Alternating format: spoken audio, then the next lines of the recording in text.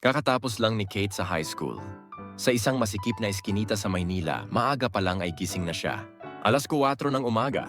Tahimik pa ang paligid pero alam niyang ilang minuto na lang, magsisimula na naman ang mahabang araw. Kasama niya ang kanyang ina sa palengke. Mga bayong na puno ng gulay, kamatis, repolyo, sibuyas at talong. Mabigat pero sanay na sila. Habang inaayos ng kanyang ina ang paninda, si Kate ang nakikipag-usap sa mga mamimili. Ngumiti siya kahit pagod. Salamat po, paulit-ulit niyang sabi. Ganito ang buhay nila araw-araw. Pagkatapos ng pagtitinda, pauwi na sila sakay ng jeep. Mainit, maingay, mabagal ang usad ng Maynila. Tahimik lang si Kate, nakatingin sa labas, hawak ang lumang cellphone. Sa maliit nilang bahay, doon lumalabas ang isa pang mundo ni Kate. Isa siyang personal YouTuber. Wala siyang studio, wala siyang ilaw, wala siyang mamahaling kamera. Cellphone lang. At totoong buhay, kinukunan niya ang palengke. Ang pawis ng kanyang ina, ang tawaran ng presyo, ang simpleng hapunan nila sa gabi. Hi guys, ako si Kate. Mahina niyang sabi sa unang video, gusto ko lang i-share ang araw namin ni Mama.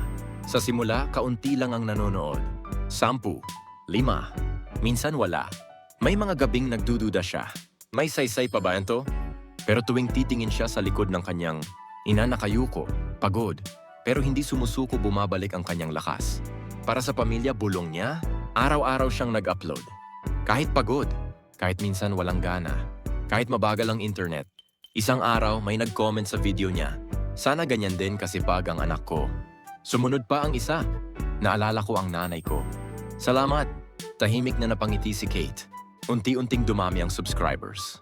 100, 500, 1,000.